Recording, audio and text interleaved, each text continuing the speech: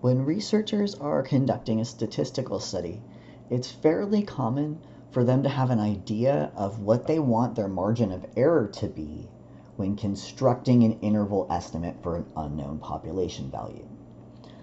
If we know how wide we want our interval to be, what we want that margin of error to be, that plus or minus chunk, and we know the confidence level that we want to use, we can estimate the sample size we need to ensure we hit that margin of error target.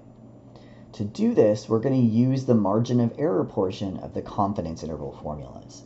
And remember that the margin of error had two pieces. So the margin of error is a critical value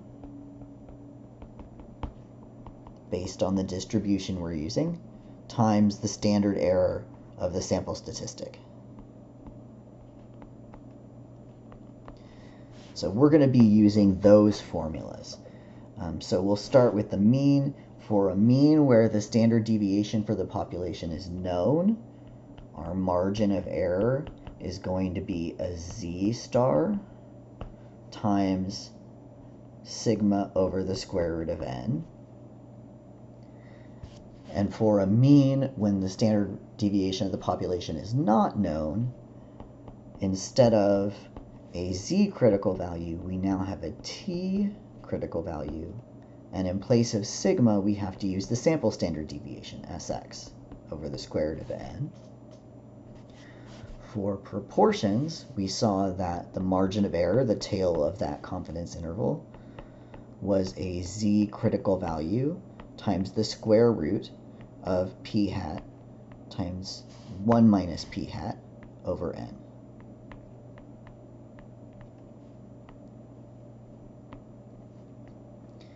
And this brings up something interesting we're going to talk about before we do some examples.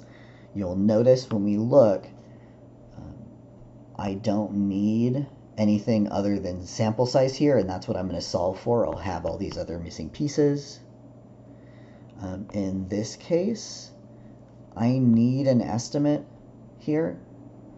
Typically it'll come from a previous study, but that's all I need. Here I have two missing pieces, a probability of success for the sample, a probability of failure for the sample. Sometimes we'll have estimates for these based on a previous study. If we don't have estimates for these, we typically assume that the chance for success and failure is just 50-50. That will give us the biggest possible sample needed to make that margin of error happen. That's called the conservative estimate. So if, when you're looking for sample size for a proportion study, and you don't have an estimate for p hat and 1 minus p hat, just assume 50-50. Let's go ahead and do some examples, because I know for some of you the algebra part of this is probably a little rusty. It may have been a while since you've done that. So first example says, a sociologist wishes to estimate the average number of car thefts in San Francisco within 2 cars. She wishes to be 95% confident, and from a previous study, the standard deviation was found to be 4.2 cars per day. How many days should she select to survey?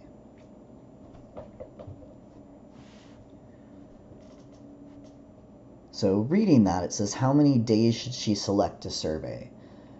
She's asking us our sample size, because we're looking at car thefts per day.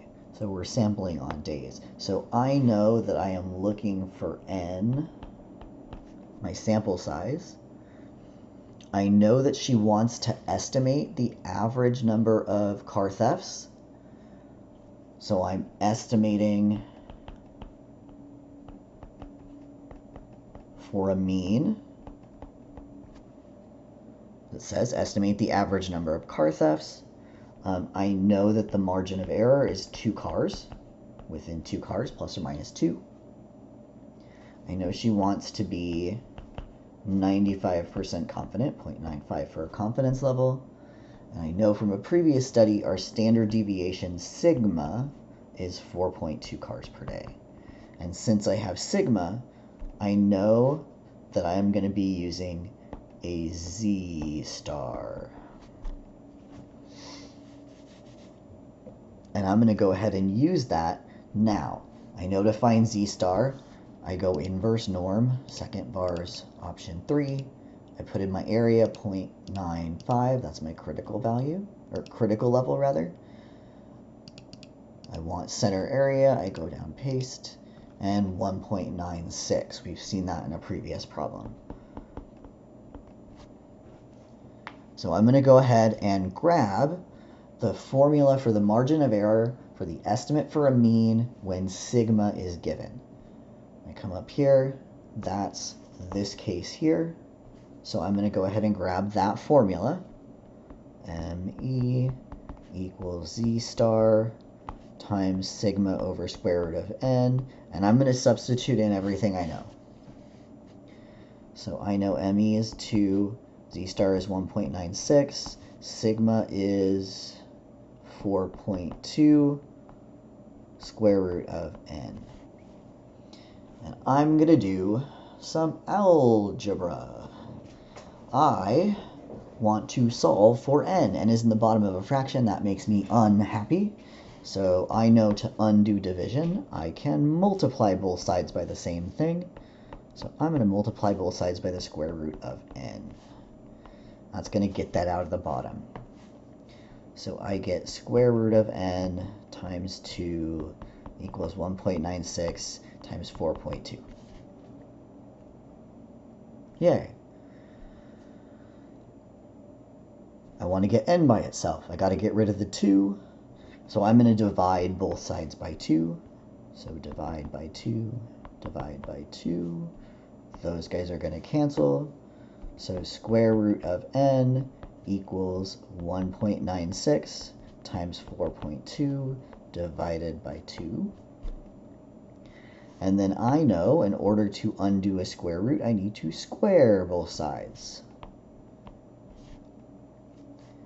So on my calculator, n is going to be, get to my calculator here, 1.96 times 4.2 divided by 2 squared.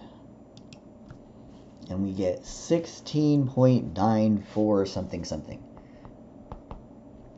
And I know that I should not be using 90% of a day, so I am going to round up to a sample size of 17.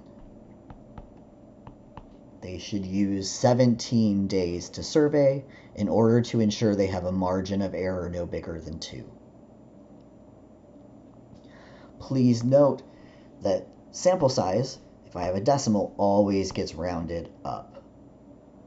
Because if I round it down, I may fall short of this. My margin of error may be bigger than I want it to be.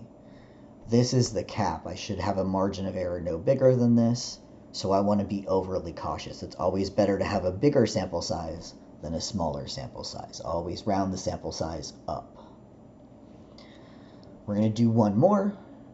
Make sure we have the idea down. So next one says, obesity is defined as a body mass index of 30 kilograms per meter squared or more. 95% confidence interval for the percentage of U.S. adults 20 years and over who were obese was found to be 22.4 to 23.5%. What was the sample size? So this one is a little weird. This one, I know I'm looking for sample size. Very clear, what was the sample size? As I start reading it, they give me confidence level. It was a 95% confidence interval, 0.95. And my parameter of interest is percentage of U.S. adults. So that's a proportion. This is a CI for a proportion. So I know that I'm going to have a Z star because proportions are always standard normal. They're always Z.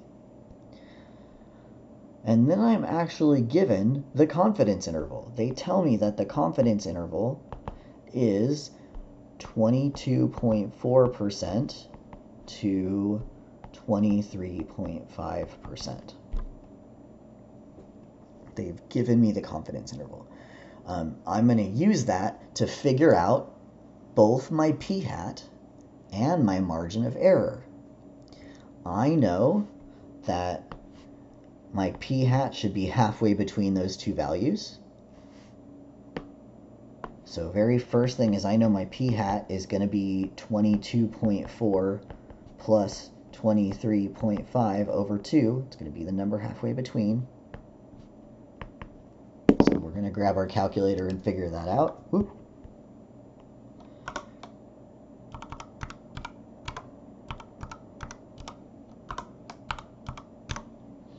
So we get 22.95 is our probability for success, 22.95% or 0.2295, which means 1 minus p hat is going to be, oh, I should do that in decimal form. So why does that look so weird? 0.2295. There we go, 7705.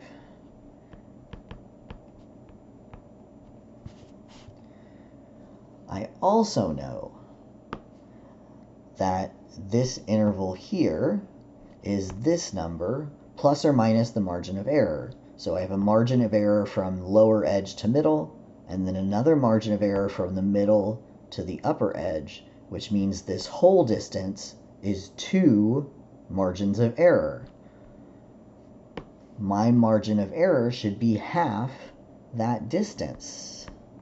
So my margin of error is going to be the difference between those values. I'm going to do them in decimal, 0.235 minus 0.224 divided by 2. Half that distance. Subtracting gives me the distance between them. Dividing it in half gives me the margin of error. So 0.235 minus 0.224 divided by 2.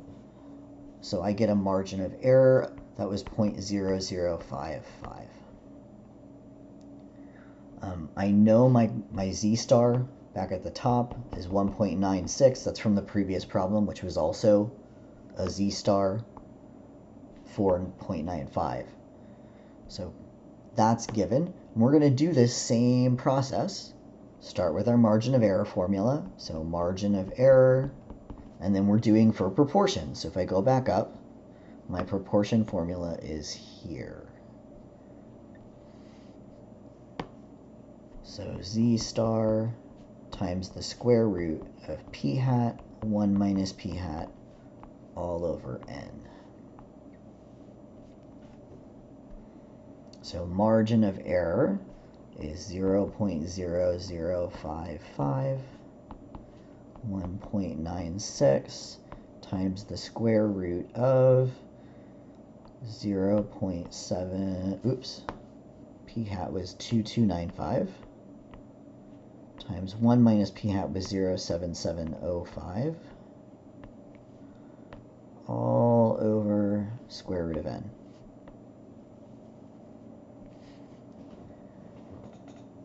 Whew. So when I'm solving for a variable, and I'm solving for this guy down here, we always work from the outside in, and we focus on the side of the equation where that variable sits, and is on this side, it's on the right side. And I want to work from the outside in, so I need to undo this guy before I can touch the square root or the stuff inside the square root.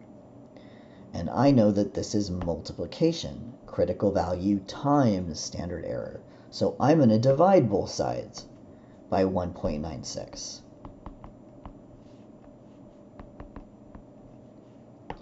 And I'm going to go ahead and do that on my calculator just to make the math prettier. So 0.0055 divided by 1.96. Oh, maybe not. Let's carry that around. I don't want to have to round. So 0.0055 1.96 equals square root of 0.2295 and 0.7705 all over n. Again, I'm focused on the right side of the equation because that's where n is. Working from the outside in, the next thing I need to undo is the square root, which I know I undo with a square. Whatever I do to the right, I do it to the left. So I now have 0.055 over 1.96 squared equals 0.2295 times 0.7705 all over n.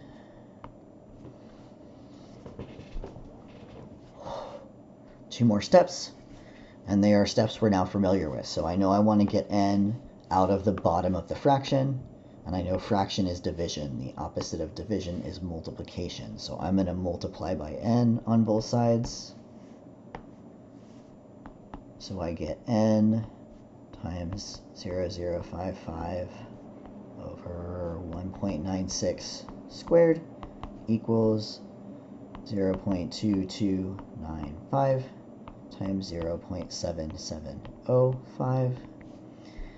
And then very last, now n is on the left, I'm focused on the left. I want to get this by itself. I need to undo this operation, which is multiplication. So I am going to divide by this. Yes, it's ugly. Yes, it's also correct. 0.0055 over 1.96 squared. And then same thing to both sides. 0.0055 over 1.96 squared. And those guys are going to cancel. So whatever my calculator spits out for this side, that's my sample size. So on my calculator, I need to be very careful. I'm going to put parentheses around my numerator, 2295 times 0.7705, divide, and then parentheses around the denominator, 0.0055 divided by 1.96, and then the denominator gets squared. And we get 22456.5. So I need to interview 22,457, because sample size always goes up. So the sample size for this study was 22,457. All right, if you have any questions on what you saw in this video or how the algebra works, feel free to send me an email or drop by office hours. Otherwise, that's it for week 3, and week 4, and I'll see you in week 5.